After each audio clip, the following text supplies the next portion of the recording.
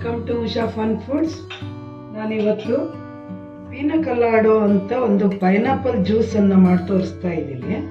ಅದಕ್ಕೆ ಹಸಿ ಕಾಯನ್ನು ತುರಿದು ಅದನ್ನು ಮಿಕ್ಸಿಗೆ ಹಾಕಿ ಒಂದು ಬಟ್ಟೆನಲ್ಲಿ ಸೋಸಿ ಫ್ರೀಜರಲ್ಲಿ ಇಟ್ಕೊಂಡಿದ್ದೆ. ಈ ಥರ ಇದೆ ಅದು.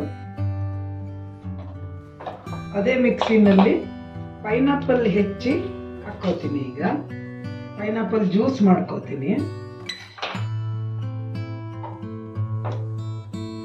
ಇದನ್ನು ಕೂಡ ಬಟ್ಟೆನಲ್ಲಿ ಹರಿಸ್ಕೋಬೇಕು, ಇಲ್ಲ ಅಂದ್ರೆ ಅದು ಕಸ ಕಸ ಉಳಿಯುತ್ತೆ.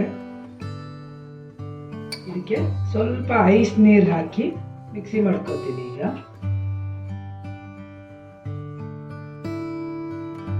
ಈಗ ಇದು ಪೈನಾಪಲ್ ಅನ್ನ ಸೋಸಿ ರೆಡಿ ಮಾಡ್ಕೊಂಡಿದ್ದೀನಿ.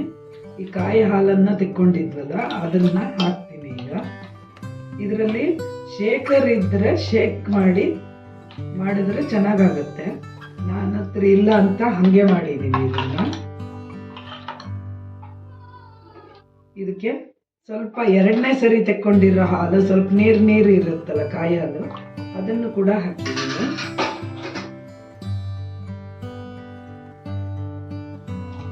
ಇದಕ್ಕೆ ಚೂರು ಉಪ್ಪು ಹಾಕ್ತೀನಿ. ಟೇಸ್ಟ್ ಬರುತ್ತೆ ಉಪ್ಪು ಹಾಕಿದ್ರೆ, ಇಲ್ಲಾಂದ್ರೆ ಸೌಳಾಗ್ಬಿಡುತ್ತೆ.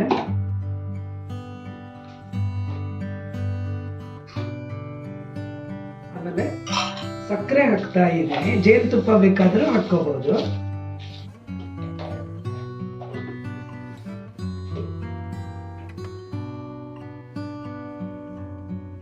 ಇದಕ್ಕೆ ಸ್ವಲ್ಪ ಲೆಮನ್ ಜ್ಯೂಸ್ ಅನ್ನ ಹಾಕ್ತೀನಿ. ಒಂದ್ ಸ್ವಲ್ಪ ಹಾಕ್ಬೇಕು ಅಂದ್ರೆ ಟೇಸ್ಟ್ ಇರುತ್ತೆ.